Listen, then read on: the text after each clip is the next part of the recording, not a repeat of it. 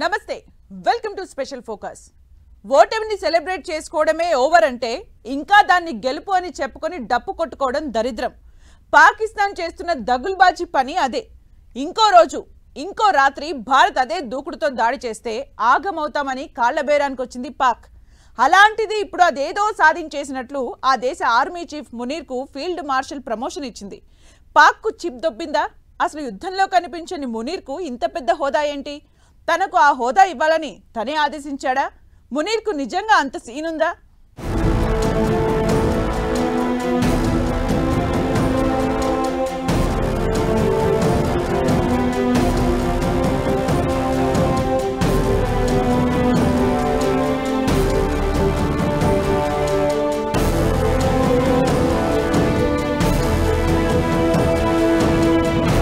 భారత్ దెబ్బకి పాకిస్తాన్ చిప్ దొబ్బిందా? యుద్ధం చేయలేనోడికి అత్యున్నత హోదాన ఆర్మీ చీఫ్ మునీర్ కు ఫీల్డ్ మార్షల్ ప్రమోషన్. పాక్ పాలకులకు మతిపోయిందా? ఫీల్డ్ మార్షల్ హోదాతో మునీర్ మరింత రెచ్చిపోతాడా? మూర్ఖుడు మునీర్ ఇప్పుడేం చేసే ఛాన్స్ ఉంది?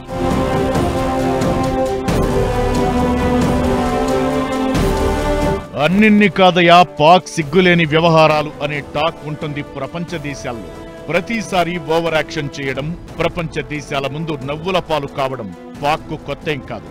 ఎన్నిసార్లు పళ్ళు రాలగొట్టుకున్నా, తగిలిన దెబ్బలకు తలలు బొప్పి కట్టినా పాక్ తీరులో మార్పు కనిపించదు. ఓటమిని గెలుపని సిగ్గు లేకుండా చెప్పుకోవడమే కాదు, దాన్ని సెలబ్రేట్ చేసుకుంటూ కామెడీ పీస్ గా మారుతుంటుంది పాక్. ఇప్పుడు అదే చేస్తోంది. ఏ దేశంలో అయినా గెలిచిన యుద్ధాల ఆధారంగా సైన్యాధిపతులకు పతకాలు, హోదాలు ఇస్తుంటారు. పాక్ లో మాత్రం రివర్స్. ఆపరేషన్ సింధూర్ తరువాత భారత్తో యుద్ధమంటూ వచ్చి బొక్కబోర్లా పడి దాదాపు ప్రాణాలు పోయినంత పనిన పాక్ ఇప్పుడు మరో సిగ్గులేని పనికి దిగింది. ఆర్మీ చీఫ్ మునీర్ ను ఆర్మీలోనే అత్యంత ప్రతిష్టాత్మక హోదా అయిన ఫీల్డ్ మార్షల్ కు ప్రమోట్ చేసింది. ఒక్క యుద్ధం గెలవకుండా, సైనిక కార్యకలాపాల్లో సక్సెస్ కాకుండా ఫీల్డ్ మార్షల్ అయిన మొదటి వ్యక్తి వాడే. యుద్ధంలో ఓటమి తరువాత గెలిచామని బిల్డప్ ఇవ్వడం పాక్కు చాలా కాలంగా అలవాటు. ఆపరేషన్ సింధూర్ కింద పాక్లోని 9 ఉగ్రవాద కేంద్రాలపై భారత్ దాడి చేసింది. వీటితో పాటు 12 ఎయిర్ బేస్లను ధ్వంసం చేయడమే కాదు, పాక్ రక్షణ వ్యవస్థను జామ్ చేసింది. ప్రతీకార దాడిలో పాక్ వాడిన చైనా, టర్కీ డ్రోన్లని కూల్చేసింది. 5 నుంచి 7 యుద్ధ విమానాలను పాక్ కోల్పోయినట్లు తెలుస్తోంది. ఎన్ని సైనిక స్థావరాలు ధ్వంసమయ్యాయో పాక్ ఇంకా లెక్కేయలేకపోతోంది. చివరికి మన డీజీఎంఓకి లొంగి యుద్ధ విరమణ కోరింది. ఇంత అవమానం జరిగినా ఆ దేశ ఆర్మీ చీఫ్ మునీర్ కి ఫీల్డ్ మార్షల్ పదవి ఇవ్వడం ప్రపంచాన్ని అవాక్కయ్యేలా చేస్తోంది. అరివీర భయంకర సాహసాలు, దేశాన్ని యుద్ధాన్ని గెలిపించినప్పుడు మాత్రమే చాలా అరుదుగా ఈ హోదా ఇస్తుంటారు. అలాంటిది యుద్ధం జరిగినన్ని రోజులు అజ్ఞాతంలోకి వెళ్లిపోయిన మునీర్ కు పదవి కట్టబెట్టడమేంటనే ప్రశ్నలు వినిపిస్తున్నాయి. 1959లో చివరిసారిగా జనరల్ అయూబ్ ఖాన్ కి పాక్ లో ఈ హోదా కట్టబెట్టారు. పాక్ ఆర్మీలోనే అత్యున్నత హోదా ఫీల్డ్ మార్షల్. ఆర్మీ అడ్మినిస్ట్రేషన్ మీద కమాండ్ కంట్రోల్ ఉంటుంది. అలాగే దేశ ప్రధానికి ప్రిన్సిపల్ మిలిటరీ అడ్వైజర్ గాను కొనసాగుతుంటాడు. అలాంటి హోదాలో మునీర్ ఏంటన్నది ఇప్పుడు ప్రతి ఒక్కరి ప్రశ్న.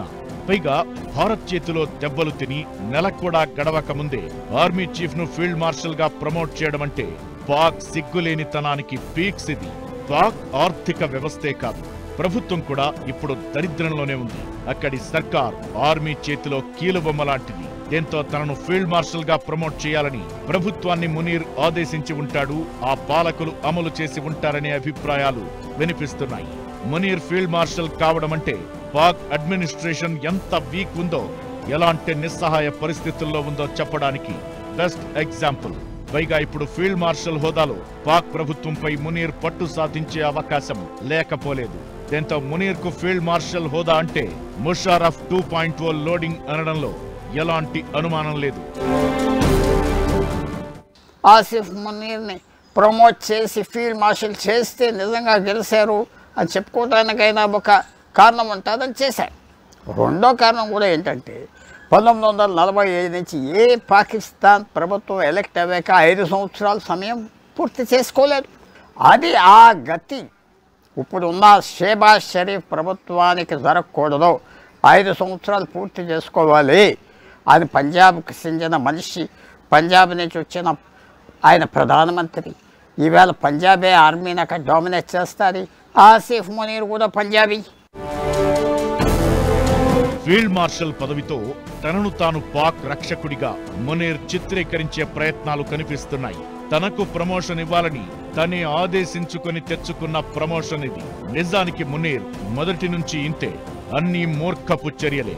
ఇప్పటికే సామాన్యులను సైనిక కోర్టులో విచారించే అధికారాన్ని బలోపేతం చేశారు. పైగా ఆర్మీ చీఫ్ గా తన పదవీ కాలాన్ని పొడిగించుకున్నారు. వీటన్నింటికి మించి ఇమ్రాన్ ఖాన్ పదవి కోల్పోయిన తరువాత ఎదురైన రాజకీయ సమస్యలతో జనాల్లో తిరుగుబాటు రాగా వాళ్లలో సెంటిమెంట్ రగిలించేందుకు యుద్ధం మార్గాన్ని ఎంచుకున్నాడు.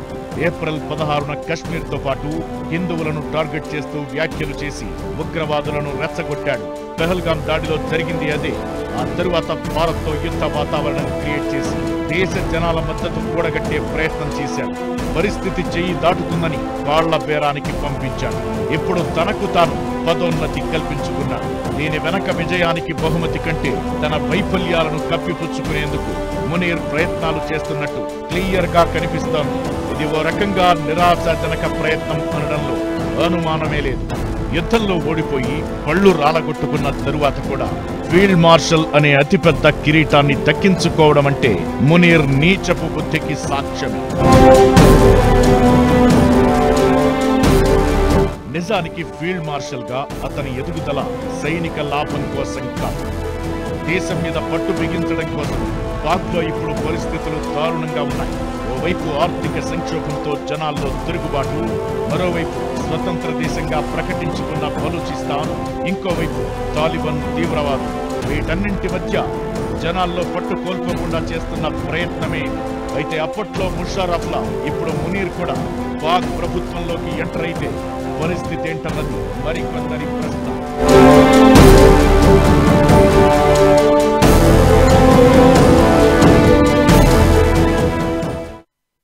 ఫీల్డ్ మార్షల్ హోదా ఇవ్వడం పాకిస్తాన్ చరిత్రలో ఇది రెండోసారి. మునీర్కు ఈ హోదా కట్టబెట్టడం వెనుక తెర వెనుక రహస్యాలు వేరే ఉన్నాయనే అభిప్రాయాలు వినిపిస్తున్నాయి. ఇదేదో మునీర్ సాహసాలు వ్యూహాలు చూసి ఇచ్చింది కాదని, అసలు కారణాలు వేరే ఉన్నాయనే చర్చ జరుగుతోంది. ఫీల్డ్ మార్షల్ గా మునీర్ ఏం చేయబోతున్నారు? మరో నియంతగా మారే అవకాశం ఉందా? ముషర్రఫ్లా పాక్ పగ్గాలు చేతుల్లోకి తీసుకుంటారా? ఏం జరగబోతోంది?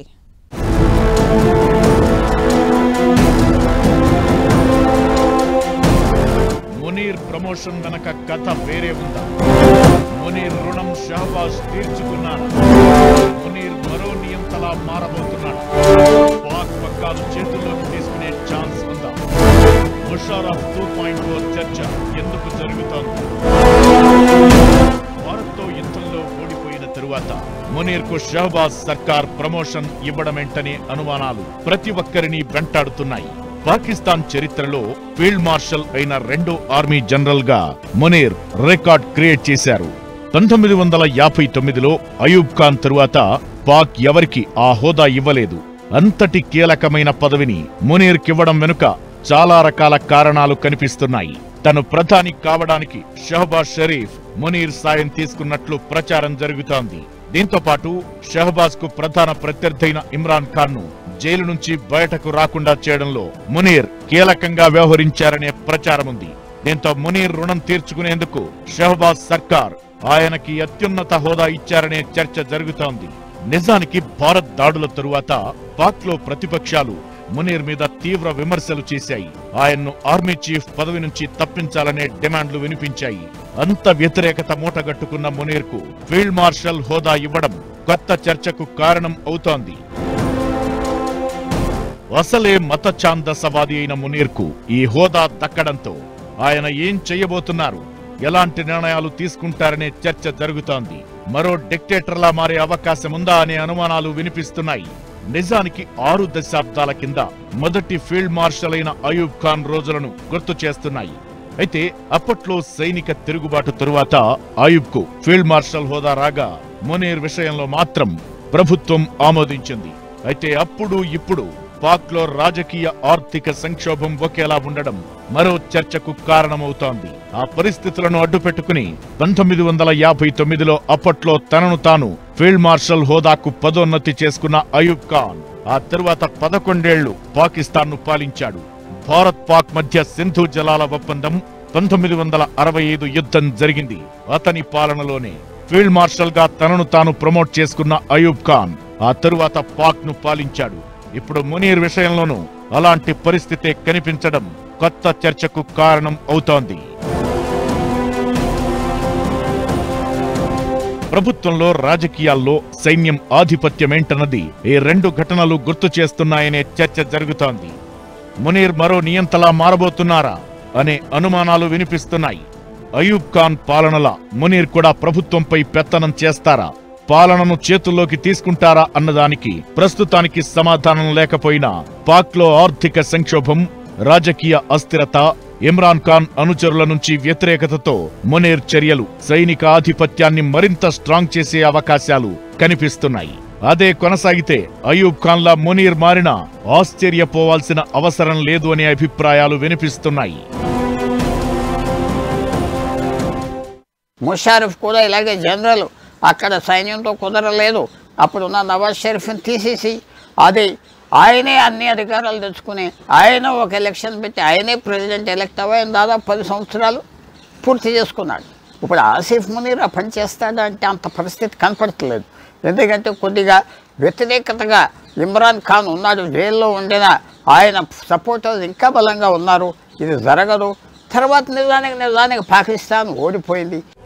ఆర్మీ చీఫ్ గా పదవీ కాలాన్ని పొడిగించడం, సివిలియన్ కోర్టుల్లో సైనిక విచారణలు చేయడం, ఇప్పుడు ఫీల్డ్ మార్షల్ హోదా, ఇవన్నీ మునీర్ నియంతృత్వ ధోరణులకు అద్దం పడుతున్నాయి. గతంలో ముషారఫ్ లాంటి నాయకులు ఇలాంటి వ్యూహాలే అనుసరించారు. దీంతో ముషారఫ్ 2.0 అనే చర్చ తెర మీదకొస్తోంది. ఓవరాల్ గా చూస్తే మునీర్ కు ఫీల్డ్ మార్షల్ గా పదోన్నతి కల్పించడం వెనుక భారీ వ్యూహమే కనిపిస్తోంది. దేశంలో ఆర్థిక సంక్షోభం, రాజకీయ అస్థిరతతో తన అధికారాన్ని స్ట్రాంగ్ చేసుకునేందుకు మునీర్ తీసుకున్న నిర్ణయమని క్లియర్ గా అర్థమవుతోంది. ప్రభుత్వాన్ని చేతుల్లోకి తీసుకుంటారా అనే సంగతి ఎలా ఉన్నా మత ఛాందసవాది అయిన మునీర్ నేతృత్వంలో పాక్ సైన్యం పరిస్థితి ఏంటన్నది ప్రశ్నార్థకంగా మారింది. ఏమైనా పాక్ పరిణామాలపై ప్రపంచ దేశాలు ఓ కన్నేయాల్సిన అవసరముంది.